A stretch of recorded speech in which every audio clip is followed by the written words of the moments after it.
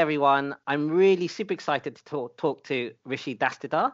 He's a poet. He's got 2 books published, Ticker Tape and Saffron Jack. He chairs Spread the Word. He's also edited a book on poetry craft. So, Rishi, welcome. Hey, man, lovely to be with you this afternoon. Great. So, poets always have another job, it seems. I think you've talked about this. It's poets / something else. Like, is this a good thing? Should we have like more just poets and jobs, or does the richness of life make you a better poet? So yes, start on the basis that there is no way that anyone can make a living from just selling their poems. So there is a necessary need for anyone who calls themselves a poet to have alternative forms of income. Now, if you work towards it, if you're fortunate, hopefully that secondary source of income can be quite closely poetry adjacent. So teaching in a university, teaching in a school, performing your poetry on stage, on screen, possibly even, and maybe even perhaps lending some of your poetry and your voice to adverts, for example. And that's a fairly accepted and common way of being for lots of people who practice and work as poets now as well. My contention is that as an art form, though, I think it is something and such that it would benefit. There is a benefit to be had from more poets getting that secondary or getting that income from things that aren't necessarily poetry adjacent. So. I jokingly suggest /civil servant. I not even jokingly suggest roofing, nursing. I happen to work as a copywriter in advertising and branding, so it's slightly more adjacent than others. But I think it's notable, and I think a lot of notable poets have brought those other working lives into what they write and how they write as well. And so, I think the model of just being a poet who's largely in the academy is only just one model, and we should have more models of doing poems. Should there be more corporate managers, in fact? So this is partly for me, because I would quite like to have the title Chief Poetry Officer. So to any viewers of this who are in a position to hire, please do consider me for said role, and I will bring magic to all your corporate communications of varying and different hues. But more broadly, I think if you think of poetry as a way of thinking, and a way of thinking that is, slightly different from one you might get when you're thinking about creative writing more generally, I think bringing more and different modes of creative thinking into corporate life, into business life more generally, is a useful thing, partly for giving you different tools and different modes of thinking to get to different results, but also at some fundamental level, acknowledging that business, is never just rational. There is emotion in it. And it's interesting when you dig beneath a lot of what passes for commentary and talk on culture building, for example. A lot of the thread there is, these things called emotions. How do we manage those away? How do we channel them productively? That's a very corporate thing to do, isn't it? As opposed to maybe acknowledging them more and actually thinking, how do we actually recognize and use them in ways that might not necessarily be seen as just pushing them out from this domain as fast as possible? And art in its broader sense is useful for that. And I would say poetry is one of those skills and toolboxes that you can actually bring to think about that and start to do that. Yeah, so I mean, extending that, I've read some stuff about some poets being afraid of these Insta poets. Like, I'm not afraid of the Insta poets. Are you afraid of the Insta poets? Are there in fact even TikTok poets? I should have looked this up. I'm assuming there probably must be by now, but should we be afraid of the Insta poets? Oh no, not at all, not at all. So this is a semi-recurrent thing that happens maybe every 18 months or so, where somebody rediscovers Insta poetry and decides that it is a terrible thing, or at least a dangerous thing, because it's stuff that doesn't necessarily look like what they believe poetry should be, and it has the temerity to be popular, and it has the temerity to then cross over and sell. Yeah. Yeah, I mean, heaven forfend. Now, yeah, my take on it is that Insta poetry is perfectly valid as a type of poetry. I mean, it's slightly odd just even still calling it Insta poetry, because after all, the corollary of that would be, well, okay, no, I prefer book poetry. Who says that? No one says that. More substantively, though, a lot of people's critique of Insta poetry is positioned as an aesthetic critique. This is rubbish, this is doggerel, this is shit. But actually what's encoded within that is actually something that's closer to an elitist critique. Because when you actually look at who is writing Insta poetry, and of course who has become successful and popular through Insta poetry as well, more often than not tends to be writers, voices of colour from marginalised backgrounds, who bypass the more traditional editorial gatekeeping channels to find an audience with their aesthetic, with their poetry, which has happened to be popular. And so, so it might not be to your taste. And that's absolutely fine with me. But please do not think that Insta poetry is the harbinger of the decline of civilization, because it really, really isn't.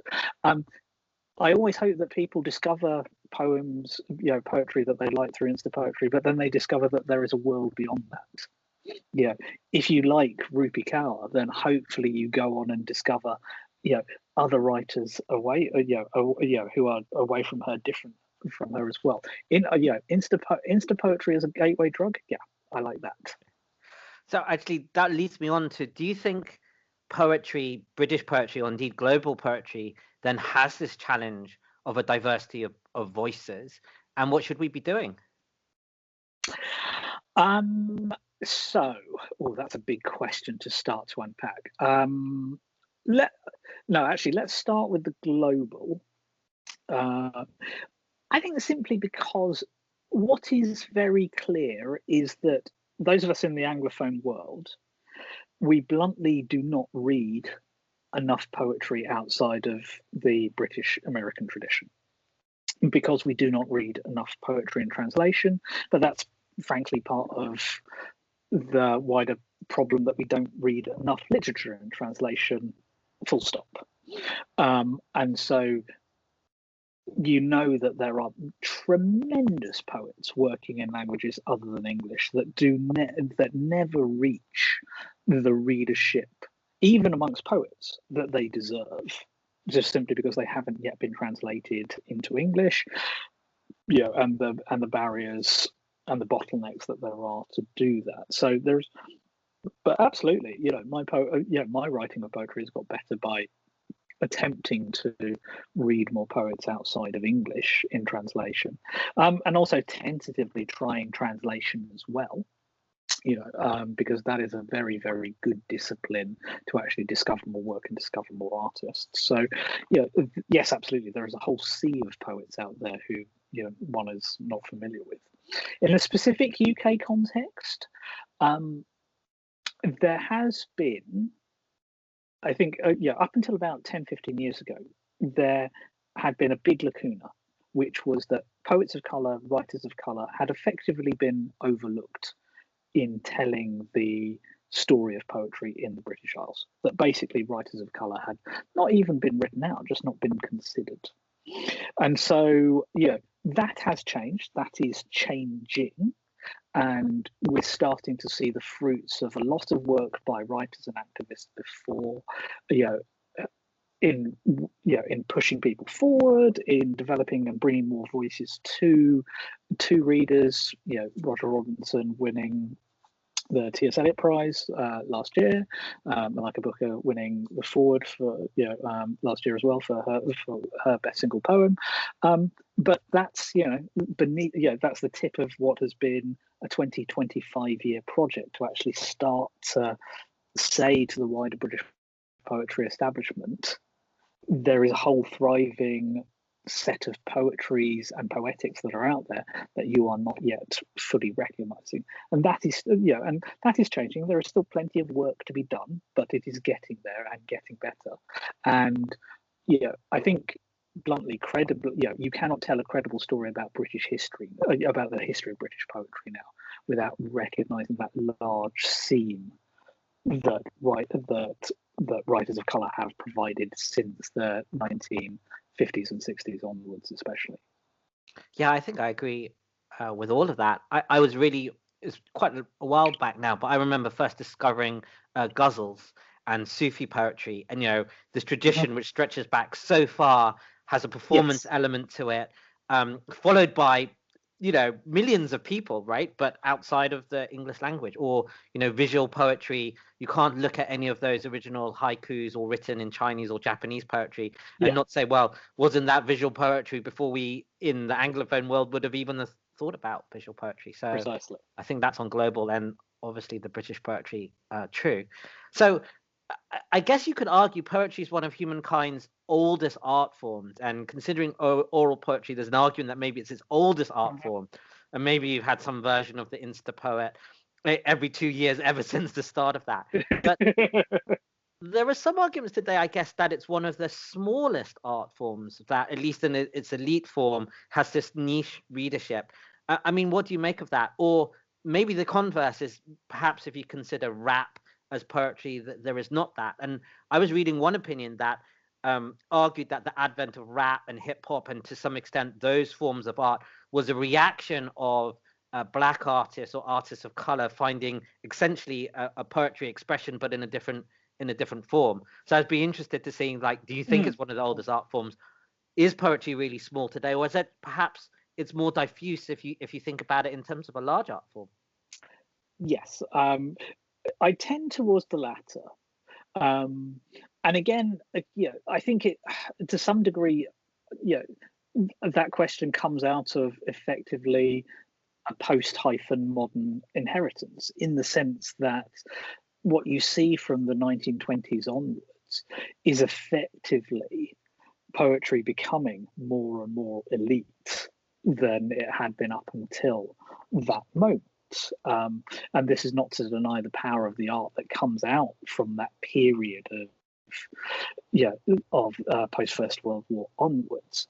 But there is absolutely an inflection point that you can detect, that where I date it even further back than the beginning of hip hop, actually, to the moment at which pop music, rock and roll, moves out of the music hall and moves into something that looks much more like wider society.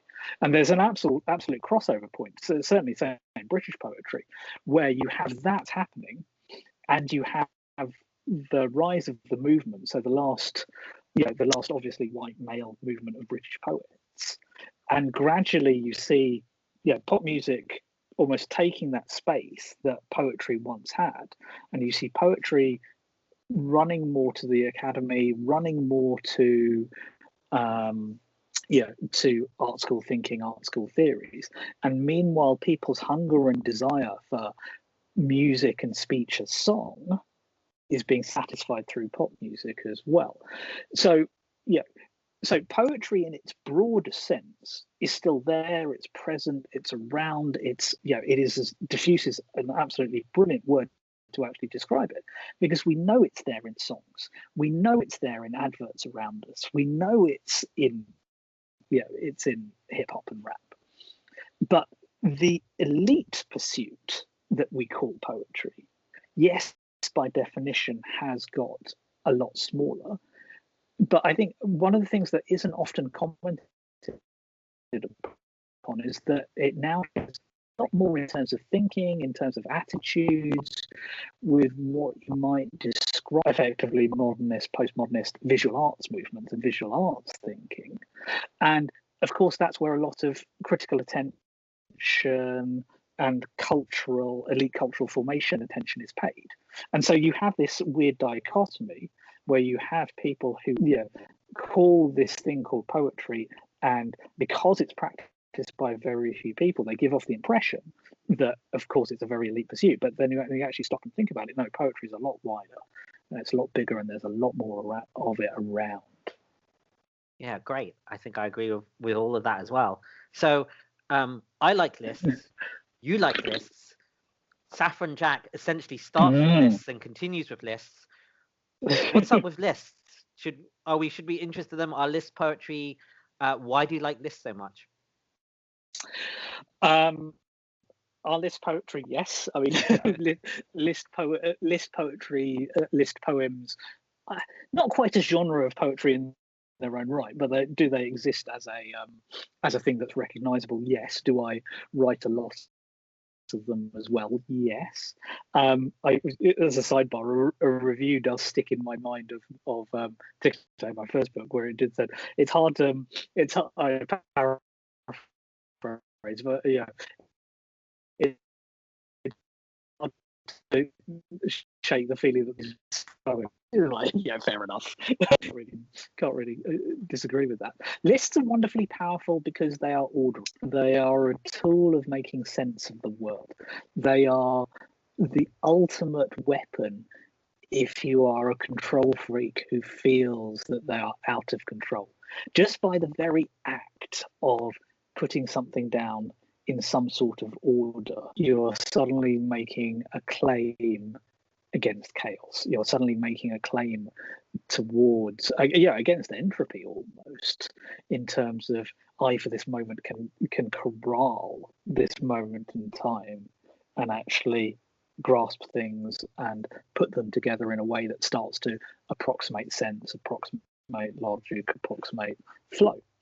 And so I think that's why they have their appeal more than anything else. And especially in times, and in situations where you feel on the edge of chaos and you feel things spiraling out of control, there's nothing more powerful than reasserting that control through doing that.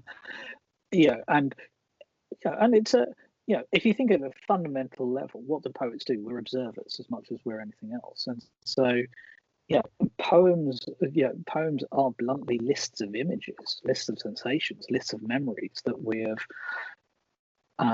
refound, recontextualized, reasserted. And some of us are better than others at fundamentally disguising that they are lists. I am particularly bad at not disguising them. So Saffron Jack is a long form poem. Some of humanity's greatest artworks have been long form poems. But I think arguably today the long form poems have gone. Yours sort of excluded. There's very few of them. Where have they all gone? Should we be bringing them back? They haven't gone. What has happened is that a publishing industry prefers to call them something else because they might be more saleable in different ways. I could point you towards Robin Robertson's Booker Prize nominated novel, The Long Take. It's written in verse. It doesn't necessarily it's a pretend novel. It's not a novel. It's a long form poem. It looks like exactly. It doesn't have anything that you might recognize as traditional prose characterization. It doesn't do much by way of plot.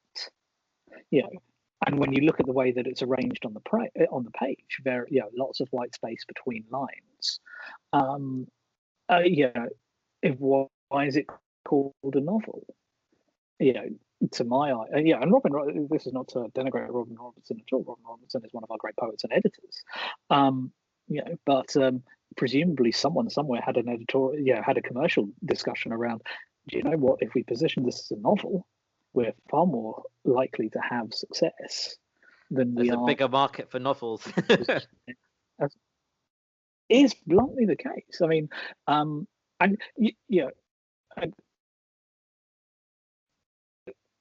sort of knowing your field of theatre and playwright, look at lots of interesting monologues that are positioned as monologues, but then when you actually break them down and look at what they're doing on the page, they're poems as well, and they flow through, and they achieve they have poetic effects as well.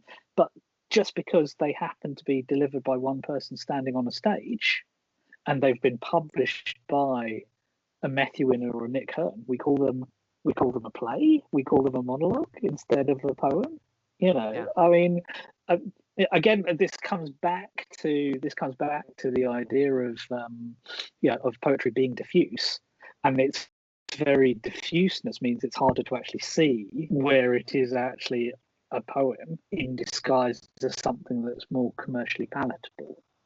It's become like one of those symbiotic creatures which has just squirreled its way in all sorts of other art forms to order its survival, because you don't name it, but it's still there. Speaking about Saffron Jack, long form poem ideas, do you think there was just one major idea flowing through Saffron Jack? Was that how you kind of thought about it or came about? Or is it kind of a lot of mini ideas which kind of coalesced? Talk me through how you're kind of thinking about the themes and what Saffron Jack's about. Definitely the former. The poem is an attempt to try and answer the question: what would it be like to set up your own country, call yourself king of your own country? And I know that betrays a lot of megalomania on my part, but for a long time I've been fascinated by these things called micronations. So places like Sealand, even San Marino, these places which look too small to be viable countries, and yet they call themselves countries.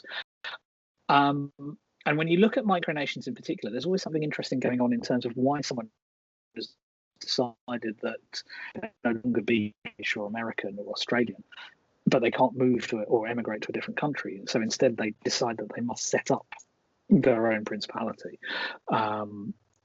And do so in a backyard, or in Sealand's case, in this Martello Tower, in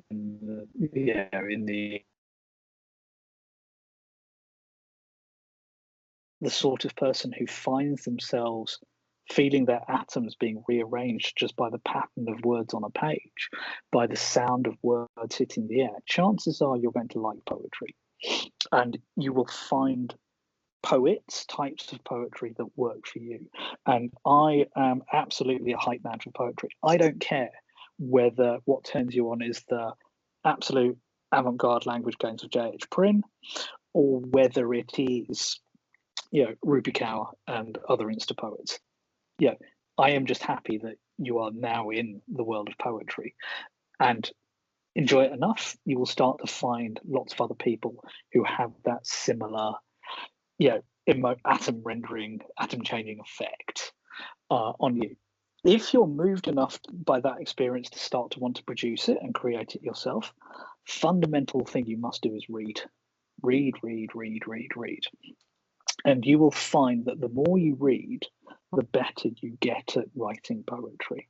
Because it's only by reading that you actually discover what you like, what you don't like, what is possible on a page, what isn't possible on a page. And something that people who are just setting out often say is, but if I read too much, then I'm going to end up sounding like those poets. And that's a necessary stage of any artistic evolution.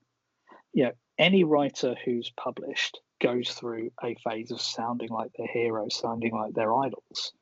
The trick is you have to push through that phase to actually start to get to a place where you start to sound like you, and you start to sound like your voice, your obsessions, the things that are really animating you. And that can be a long process, absolutely. My friend Joe Bell talks about the fact that becoming a poet takes something like 10 years of reading and writing and dedicating yourself to it, which means, and knowing what we talked about at the top in terms of the lack of rewards, and that need for having an income outside of poetry, means that it's a vocation, and it's something that you have to really want to do outside of thinking I'm going to write a bestseller, because chances are you're not. And so that tends to winnow people out a bit. That tends to leave the people who are obsessive stroke dedicated. But honest to goodness, don't be scared. Don't be scared of coming into this world. Don't think that poetry isn't a thing for you. Don't think that you're going to be asked, yes, but what is the subtext? of what you are saying, of what you are writing every time, because that's only a question of concern to people teaching English. Yeah. Poets don't ask you about subtext. Poets don't care. Yeah. And even established poets, writers, we all worry, like, do we really have a voice? Does this sound like X or Y? I mean, in some ways, these are kind of concerns which never go away if you're a reader and a writer. Exactly so. And any newsletters, pamphlets, or magazines that maybe people want to get into, we should look at? In fact, so I hadn't even prepared this. Look, I have one. I don't know if this is coming on screen now. This is actually sitting. I have a work desk. I have of the Rialto. Yeah, I have a business day job, but keep poetry around for me, because you never know when that might help. So obviously that's what I would recommend, but and obviously you're linked with them, so that's a bit of a biased one. So if there's any other, so Rialto, we'll put that in the links. Actually, we'll have some links in this post. So there's plenty of places that you can go to start to discover the world of poetry. I mean, the Poetry Society is the most obvious sort of initial starting point. It is the UK's dedicated member organisation for poetry, for the promotion of poetry as well. They publish the Poetry Review, the UK's leading journal. And so taking a subscription out to that gives you an immediate sense of what is going on now in contemporary British poetry. Then also gives you a sense of the spread of activities and aesthetics that people are interested in. Poetry Society also help organise a whole raft of writing groups around the country. So if you want to become more active, that is absolutely a place to go. Hopefully reopening soon, I should say, is the National Poetry Library at the South Bank. And it is the UK's main library for poetry. And you'll be able to get from there most collections that have been published since 1950 onwards, and all the latest editions of the magazines. And for those of you outside of London, Leeds has a very good poetry library in the university. Manchester, I think its poetry library is about to open soon as well. So those are well worth checking out.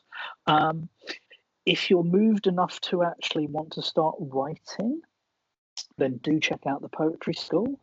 The UK's main provider of poetry education. Plenty of courses at all levels, beginner, intermediate, advanced, taught by poets, and many poets, I should say, who are writing now. They got their starts by doing poetry school courses. I was one. I spent a lot of my formative years writing, doing as many poetry school courses as I could get my hands on while I was I am still learning, but while I was doing that.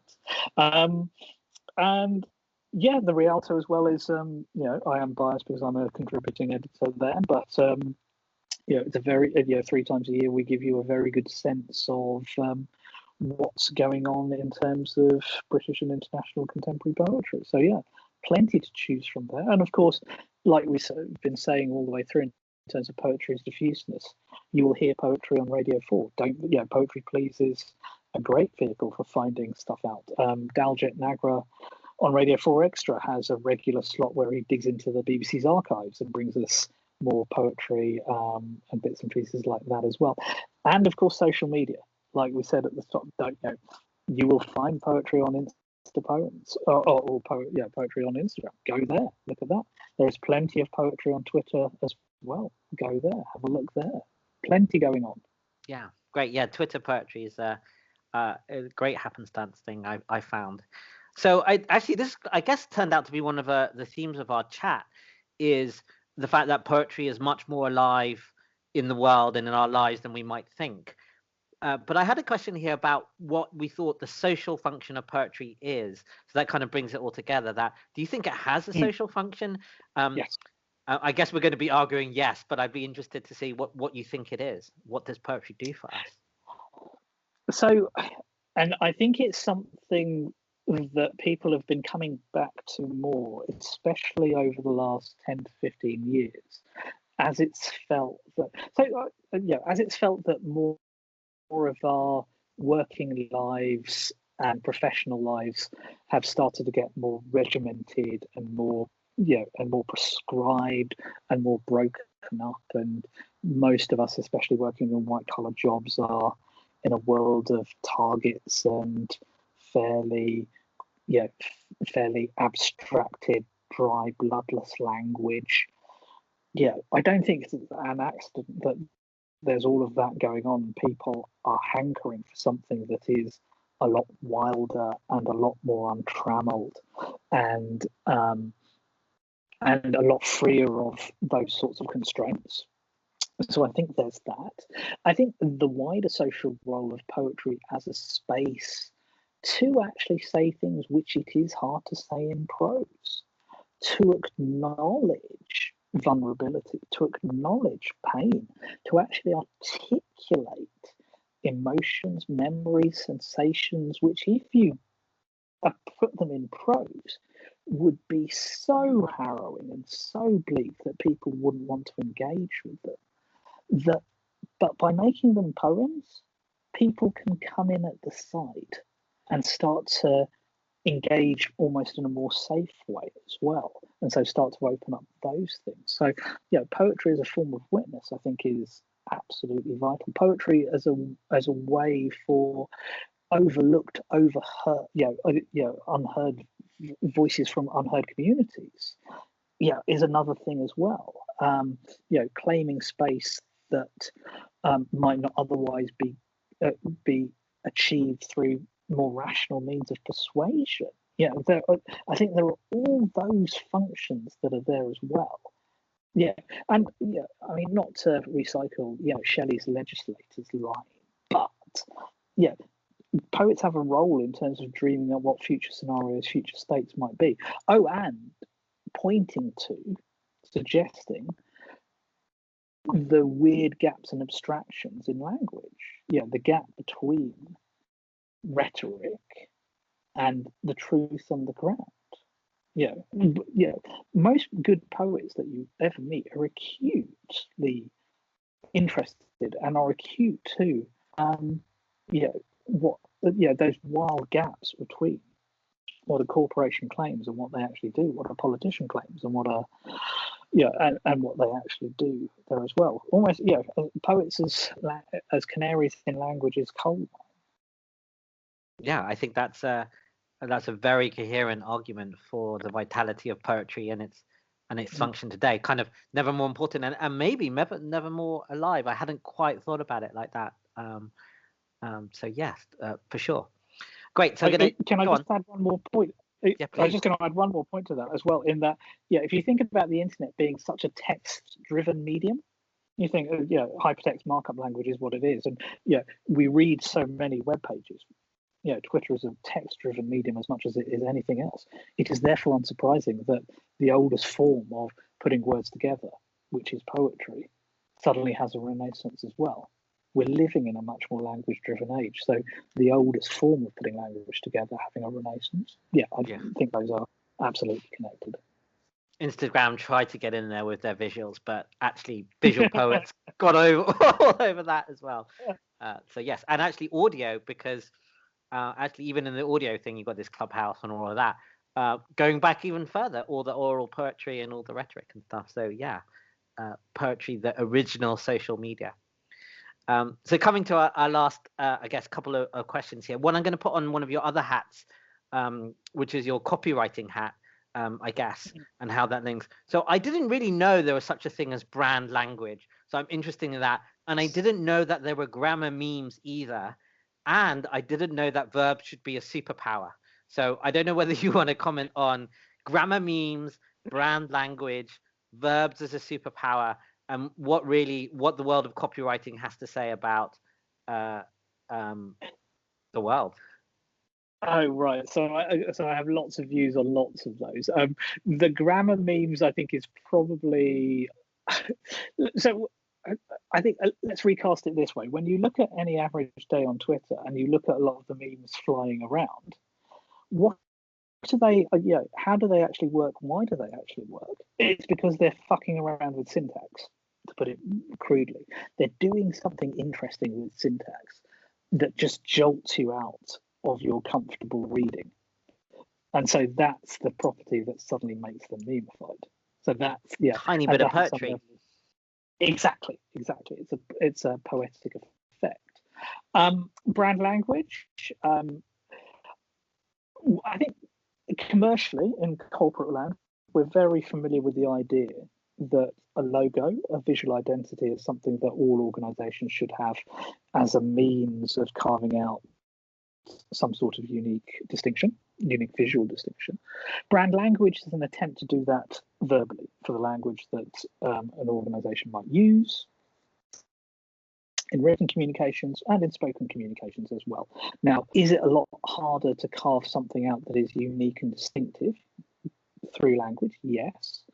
But at the same time, I can say to you, for example, if I sent you an email that said, "Howdy Ben, this is John Lewis, partners," you would know instantly, hang on, that's not right. That's not how John Lewis speaks. You, as it's John Lewis, you would expect them to say, "Dear Mr. Yeoh, hello, how are you?" Da, da, da, da, da. And that's all brand language is. It's finding the way, or the particular vocabulary, but also the grammar and syntax that actually starts to make that organization's personality come to life. And you can geek out on that sort of stuff as much as as much or as little as you want. But when you start to look at that world, you see those organizations with stronger, better, more creative brands have given as much thought to the words part of the communications as much as they do to the design and the art direction part of the communications as well. And this is why there is absolutely crossover between copywriting and poetry as well. I presented a documentary for Radio 4 last year, which investigated those links between advertising and copywriting and how you can find lots of poets tucked away in advertising. And again, this to bring us back, right now there's a moment where brands are using poets as a means of earned interest, as a means of actually communicating sincerity and depth. But also it points to the fact that we are, again, poetry is diffuse. If the commercial world is using poems, it's there for a reason. We should definitely write to Nike and say you're the chief poetry officer. We've got one here. And verbs as a superpower. Do we not pay enough attention to our verbs? Yeah, we definitely don't pay enough attention to verbs. And if you want a quick tip to improve your writing, no matter what you're writing, it's use more verbs. And I think people don't because they're doing words, and subconsciously that means that they know that they're on the hook to actually do things rather than be abstracted away in various other verbiage. But if you're struggling, just actually, what happens when I change a verb? What happens when I use a different verb? And you'll suddenly start to see whatever it is that you're writing lift and change. Great. Okay, and so coming to our final question, which is, I guess, what does being productive look like for Rishi? What does a good poetry writing day look like? Or it could be a good copywriting day as well. I don't know if you mix and match the 2 days as well, but maybe if you've got a good poetry writing day, does it include running, as a food, everything? What does your very best day look like?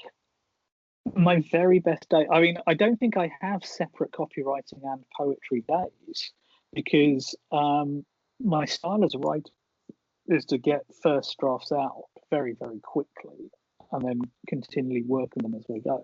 And so poems especially are things that arrive in between times and in that space between meetings, in that half hour between briefs or something like that. So it's rare that I have a special day where this is a poetry day.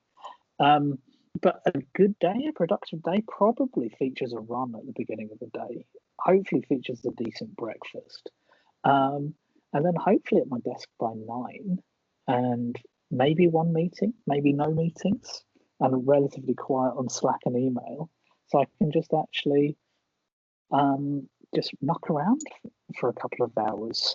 Does it involve reading as well? Would you read a bit does that help the writing? There was one person I can't remember who said a good writing day actually starts with the first half of the day is reading in an ideal world. No, I think so. For me, yeah, I know that my productivity dips after lunch. Right. So you got to get it in before lunch. After 2 o'clock is going to be reading, admin, and that sort of hopefully subconscious deeper thinking. Right, yeah, rare is the good thing for me that emerges after 2 o'clock. It does sometimes, but generally speaking, I better words in the morning. Sure. And do you have when our previous place, was that your writing desk? Do you have a writing desk? Or yes, I kind of know that actually because I've seen it on Twitter, poems, because they will hit you anywhere, little phone poems done on like whatever notes or stuff around is also a favored kind of medium, but I guess you'll get back to your writing desk and transcribe it if you can.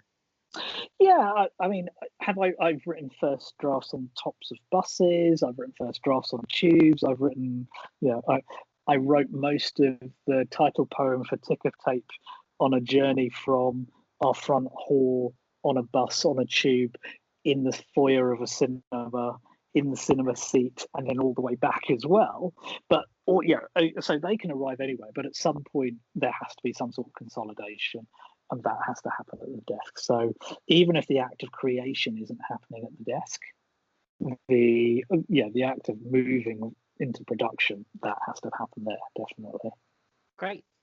Okay, well, thank you so much for this conversation. I learned a lot and made me quite thoughtful about poetry in the world today. Please do check out Rishi's books, which we'll have links to.